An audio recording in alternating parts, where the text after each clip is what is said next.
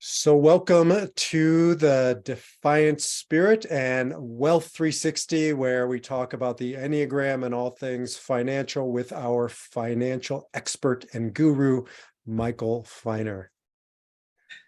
Good What's morning, that? V. How you doing? Good. Down here in our Naples, Florida office, so doing great, 70-degree weather, so I cannot complain. You should not complain. I'm here in Colorado and it is a chilly day. I can't wait I'm going to come visit you down in Naples. Yeah, we look forward to seeing you soon. Yeah, for our listeners, Michael and I have been friends for 20 years and partnering on the Enneagram now for well over a year, and now bringing it into his industry, finance, and utilizing it for him to better serve his clients, for people to better understand the relationship to money, to wealth, to finance, to investing. And so 2023 is going to be a big year for our work together, I think. I know, I think it'll be a seminal year. It was, like you said, a little over a year ago that you came up with this idea, and it germinated, and you've done an incredible job over the last year developing this. And I know that it's helped us internally, and it's helped a lot of my clients, and with the work that we have had, especially with the tumultuous year that we've had in 2022. So thank you. And you've done just a yeoman's job of bringing this thing from idea to conclusion. Thank you. It's been really exciting for me to bring something like the Enneagram, which is obviously not native to your industry, to the industry to see. I'm doing it now with a school here in town. I'm doing it with a media company. I'm doing it with you. And just to see how each industry can benefit from it and really utilize it's just been amazing to me. So we're going to keep it going. 2023, the year of Wealth 360. Absolutely. So for those of you just joining us, Michael and I have been exploring methodically all 9 types. Enneagram means 9, so there are 9 basic personality types, and we started marching through this somewhere in Q4 and last year, and now we're into Q1 of 2023, and we're going to wrap up probably in the next couple of weeks our 9 basic types, and then we'll go off in different directions. But we're almost there. We got 2 more, and we're up to Enneagram number 8. Everybody's least favorite Enneagram type other than 3. Michael's a 3, I'm an 8. And we're going to talk today about Enneagram 8, the power investor, the challenger, traditionally known as, and in Wealth 360, our program, the power investor. What do you got to say about an 8, my friend? Well, I think, the 8s are the powerful personalities, right? In my Army days, they're the people running, the generals, the colonels, people running battles. In business, they're CEOs. They tend to be people who tend to be out front, the tip of the spear. And they are like that also with portfolios and with investing. They want to be at the forefront of investing in so many ways. They do. I really think that 8s are in some ways an ideal type. I think when it comes to the investing side of things, they are, well, if you want to know more about the Enneagram 8, for anybody listening, every week I'm doing both a general overview of the type, and then we're doing the Wealth 360. So you can listen to that one for more general. But if you don't know anything about the 8s, they are all about power, about impact, about kind of go big or go home. And I think in an industry like finance, that can go really well. They're not detail oriented, or they tend not to be.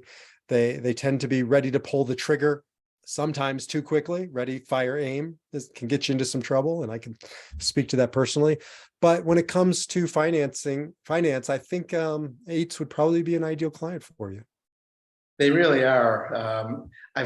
You've taught me a lot about 8s. 8s sometimes are, they're such powerful personalities. Sometimes they're hard to help, from an investing perspective, until you understand a little bit more about what drives an 8, which is really what the system is all about.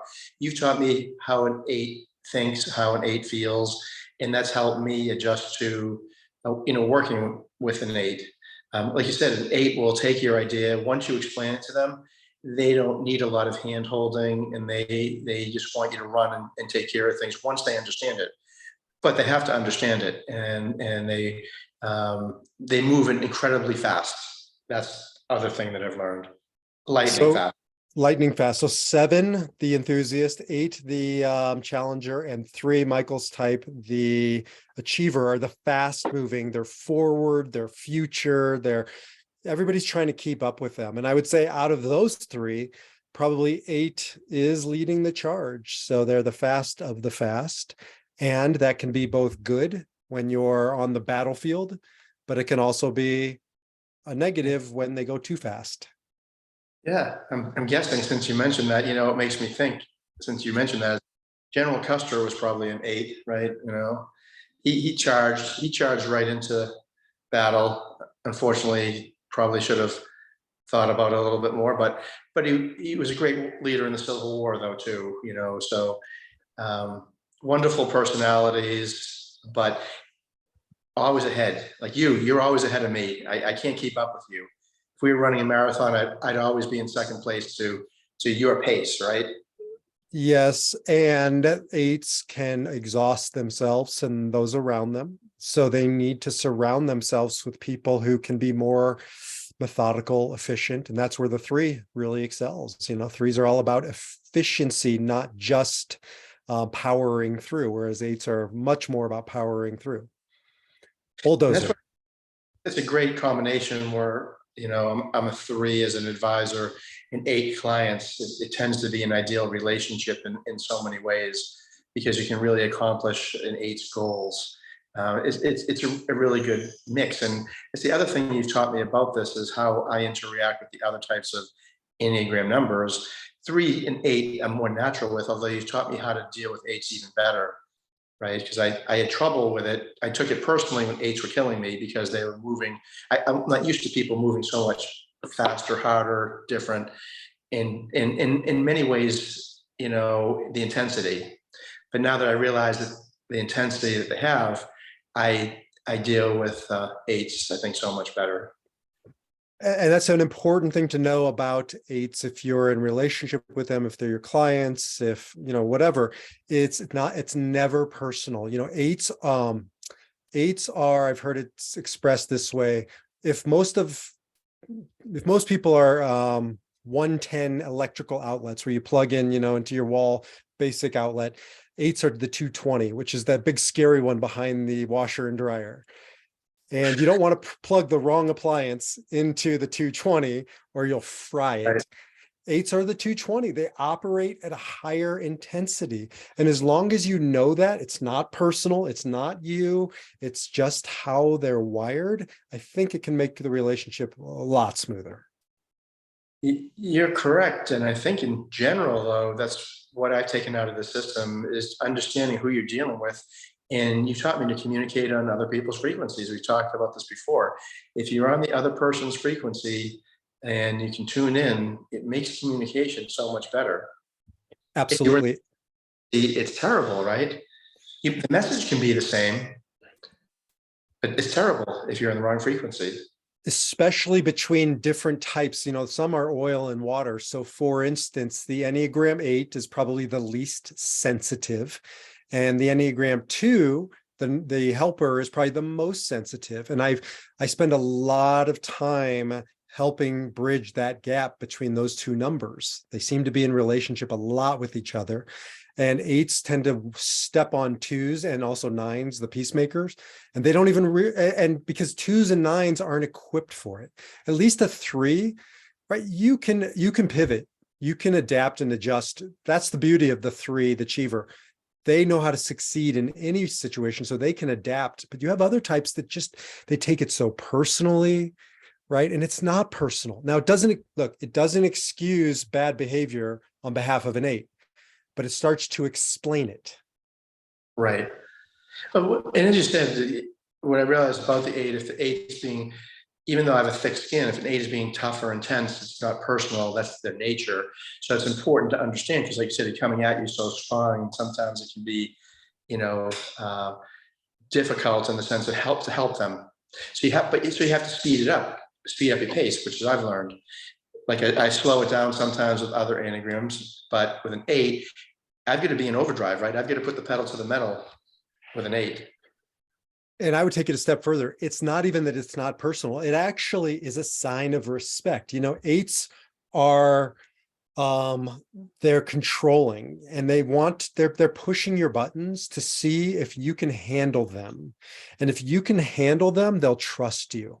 And so it's actually counterintuitive to most types, but if you're being pushed by an 8, it's because they care enough to push you and want to invest into you, you know, their whatever it might be. In your case, their finances. And I want to know you can handle me and you can handle this. And once you do, and you don't back down, you step into it, I can breathe a little bit easier. Yeah, I think it's so important to understand where people are coming from and sort of their, as you said, their core personality or their core, is it core fear when we first started this program? Like what drives someone? Let's talk about that, the core fear, because, you know, 8s can look real tough. Let me see if I can, we're working on some new technology here. Can you see that, Michael? Oh yeah. Yeah. Cool. So, you know, you're looking at some pretty tough personalities. I'll just read them in case people can't see them, but you got Charles Barkley. I mean, you think about Charles Barkley as a basketball player, probably not the world's most finesse basketball player, but man, was he tough. Oh yeah. A bulldozer. Something I have a quote in here somewhere about him, but he said basically somebody asked him, like, how do you be a good rebounder? He says, get the damn ball, or something like that. And it was just like, I don't know what to tell you, go get the ball. Get the ball. 8 direct, you know, you got, if you have anybody here listen to the Joe Rogan podcast, Joe Rogan, just the 8, all 8. What about Jordan Peterson? Is he an 8? No, he's definitely a 5. I mean, that guy is deep into the head. He must have some 8 in. Well, there's a line between 5 and 8 for that reason, because they're both really direct. But then you got on here, you know, Martin Luther King and Winston Churchill. These are not wallflowers. Queen Latifah, Toni Morrison. So I just bring them on here to show the type of person we're talking about. Yeah, these are powerful people who have a powerful presence. Like all these people, including you, they're the people when they wrote the book Presence, if you've ever read the book, who have a physical presence, a verbal presence, a presence in general. You know, when they're there, you feel their aura, their energy. You do. Very powerful. You know, the subtype, as we'll talk about some other time, can really start to nuance it. But in general, 8 is one of those types when I'm working with somebody, I know right away what type they are. There are some types that really morph, and it's hard. 6s and 9s and 3s, it takes time, but 8s, you know, there are certain types you just know when you're in their presence, like you're describing, and 8s are one of them. So, yeah. Very charismatic typically too, I think, right? 8s. Definitely can be. There is a reserved nature to an 8s. So they can really pull back if they're not healthy, if they're not doing their work. But by and large, they can step out, step in front, lead. However, here's a stereotype or a misunderstanding of the 8. We don't have to lead. We are also good followers. And that's something that surprises a lot of people. If we trust the person who's leading, if we don't trust them, then get out of our way. But if we do trust them, I can be a loyal soldier following my general into the battlefield. Yeah, I think 8s have a lot of self-confidence, investing too. So once they feel confident, they're willing to delegate or be a good teammate, right? They trust because it's a high confidence Enneagram number, right? Once they're self-confidence and self-image, I think, in many ways. And that's a difference between 8 and, let's say, 3, because 3s tend towards more of the appearance, right? And the way it presents, you know, and when you look at 3 superstars, you know, they're the attractive, the ones that are doing the commercials. They're just the charisma around that 3. But the 8s are, they look like 3s, but you've just named a big difference, is that they're doing it because not to look good, they want control. And so if that's the case, I don't care how I feel in control. I'm happy to have somebody else tell me what to do as long as they're in control. Right. So I don't need to be the quarterback. I'm happy to have you the quarterback on my finances as long as I believe you know how to throw the football.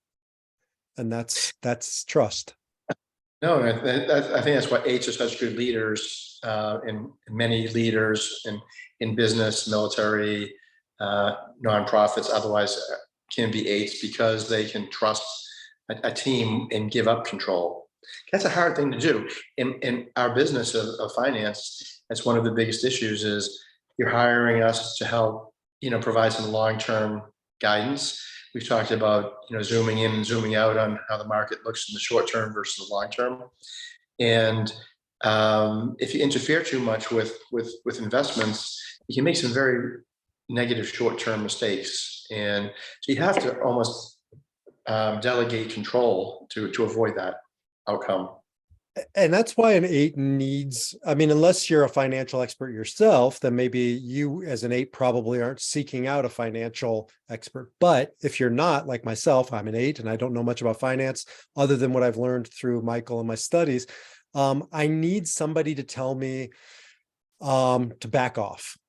I need somebody to tell me to get my hand out of the pot. See, eights get themselves into trouble by overdoing. We overdo everything. Yes. Ariella tells me this all the time. Do less. It could be 3 o'clock in the morning. I'll get an update to, the 8 Enneagram system. I'm like, do you ever sleep? You have no idea, who's ever listening to this or watching this, the amount of, I've never seen so much production possible in this Enneagram system that you've done and all these products at all times. If you I'm afraid to mention something to you sometimes because you might produce a new ebook.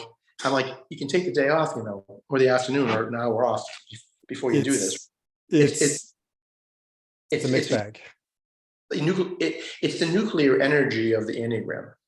It is, and when nuclear reactors melt down, it can destroy the town for 100,000 years. And so, so eights are known to both go big and also, kind of destroy whatever is in their path if they're not conscious, if they're not doing this work and harnessing that intensity. Right. I have an 8 daughter. I have 2 daughters. I have 4 kids, but 2 daughters. One's a 9, the peacemaker, and one's an 8, the challenger. And they are literally night and day. One of them, I have to light a fire under her ass. And one of them, I have to bring an extinguisher to every situation. Well, you have taught me a lot, as I've mentioned, but one of the biggest things that you did was I gave my own son the Enneagram test because he works with me and he took the test. And lo and behold, I find out that I guessed what he was, and I guessed mostly right, but he was an 8 primarily, which gave me a whole new perspective in dealing with him because he's quieter than a lot of 8 deal with. But when I realized that, he's, I always used to think of him as reserved in the sense that he's easy to get along with. And part of the reason is easy to get along with is that he doesn't need to control everything because he's a very self-confident kid. Mm-hmm. And something he wants to be in charge, but he's happy to let other people do it as well. So this system is so great for not only, say, investing, Wealth 360, but understanding your team who's helping. Understanding your team, which can be your family, your employees.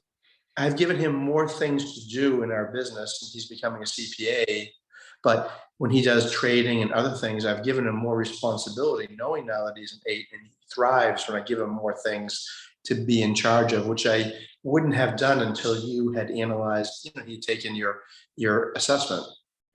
And so that's a very important thing to know about an 8 is, a bored 8 is a recipe for disaster because that energy doesn't go away. That energy has to be directed. And so, this is why I was so bad in school in my younger days, because I was bored. And, it's not built for 8s. I needed to be out on the battlefield of life and thrown out into situations that were much tougher than I was being presented. And so if I have all that time on my hands, 8s can become very destructive. Absolutely. I was talking to a client about their son who he's building a business and doesn't want to finish college and has a history of, doing a lot of entrepreneurial things. And she was asking me my opinion, and I said, probably do an Enneagram assessment, which is going to be my next suggestion for him. But I believe that he may be a kid who, yeah, he probably bored in school. He might be an 8 as an entrepreneur, and maybe he's better off actually. We've never given this advice in 1,000 years, right? Being a traditionalist, but maybe he is better off depending on his Enneagram type of exploring another path.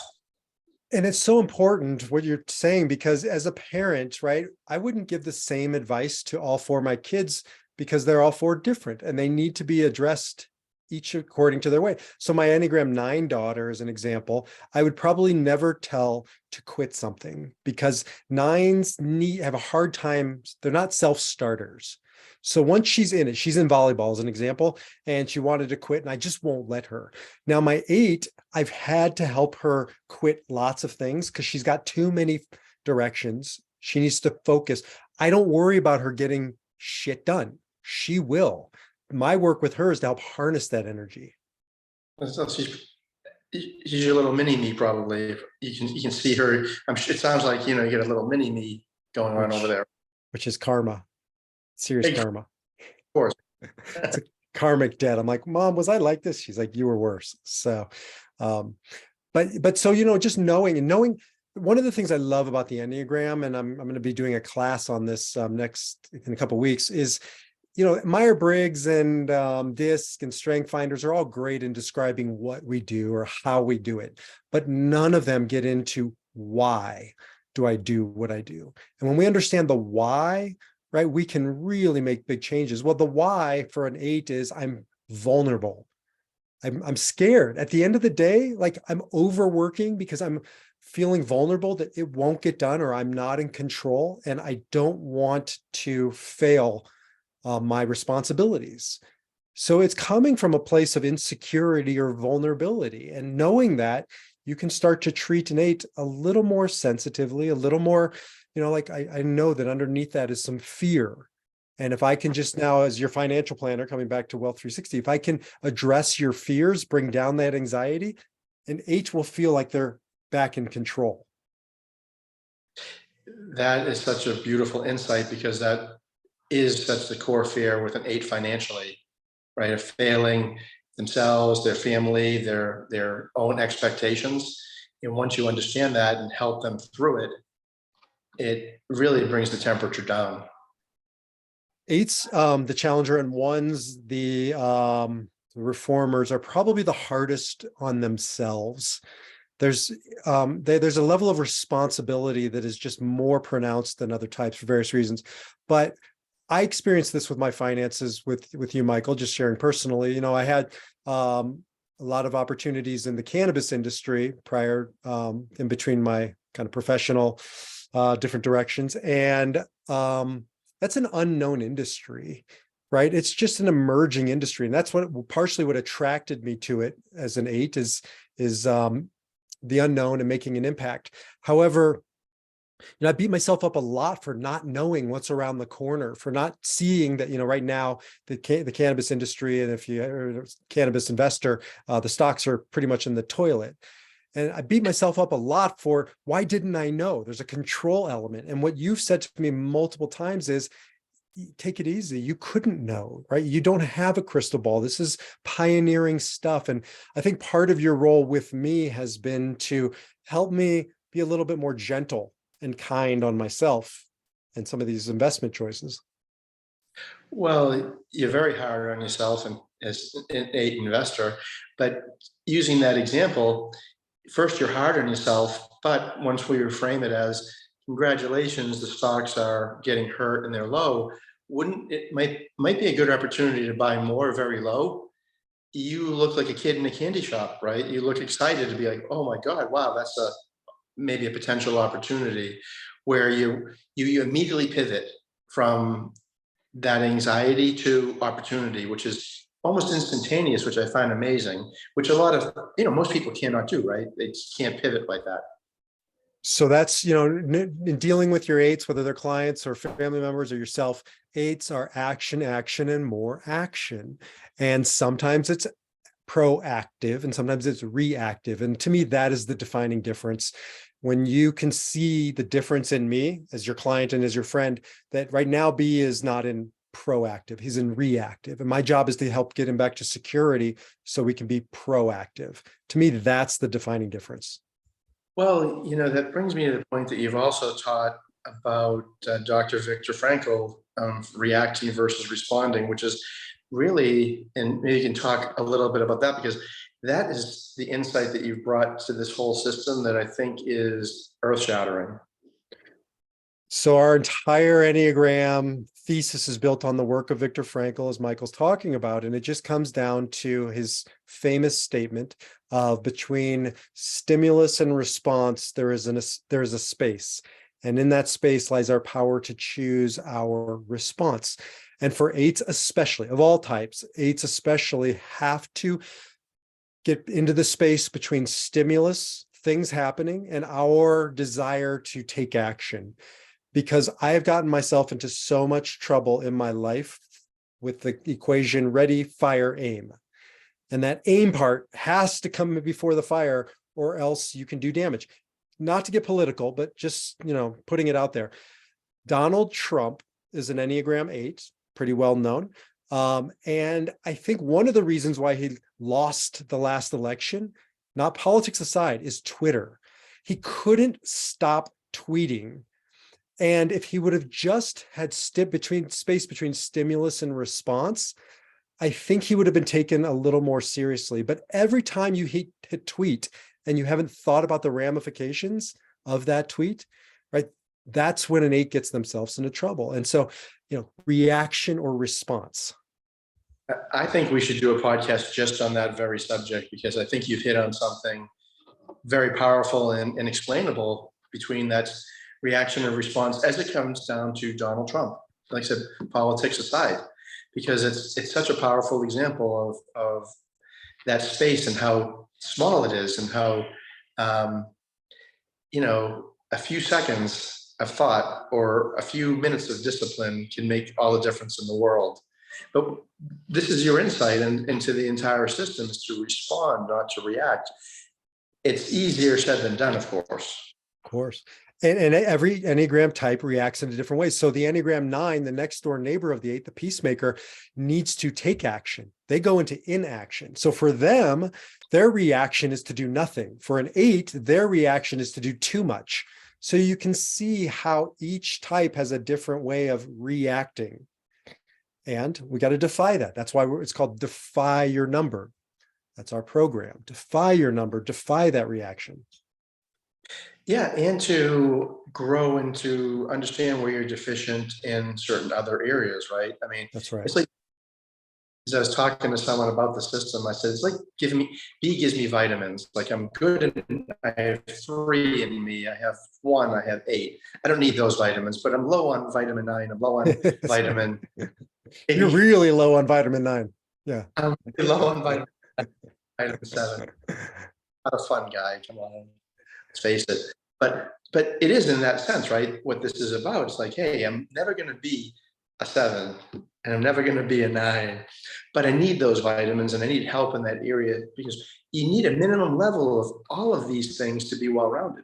That's right. That's exactly right. Maybe we start wrapping it up there. This is a circle. The Enneagram behind me, as you can see, is a circle. It's not a line. And circle is well-rounded by definition. It's egalitarian. It's equal.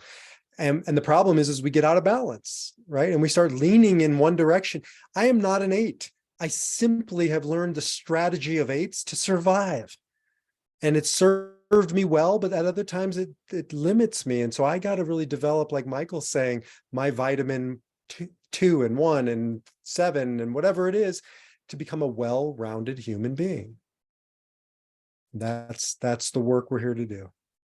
No, and doing a great job of it. And that's what I'm learning. I'm trying to take the rest of my, efficient Enneagram pieces and trying to develop those one way or the other, and learn to communicate better with whoever I'm communicating with, whether it's coworkers, family, clients, third parties, other things. So thank you for, everything you did in 2022, introducing me to all this. And I look forward to 23. And again, being on your chariot, and and doing great things in 23. No, it's a pleasure. I'm really excited to be doing this with you, and for all of our listeners, like Michael just said, this is really about relationship. It doesn't matter if we're talking finance or, you know, whatever. It's all relationship, and it's about creating better, healthier relationships where we can see each other, we can communicate more effectively, and create deeper relationships in our lives. So we're going to keep doing that. We hope you continue to join us, and we will look forward to our next conversation around Enneagram 9 investors. Yeah, look forward to it next week. Thanks, Thanks, brother. I'll talk to you later. Bye. Bye-bye.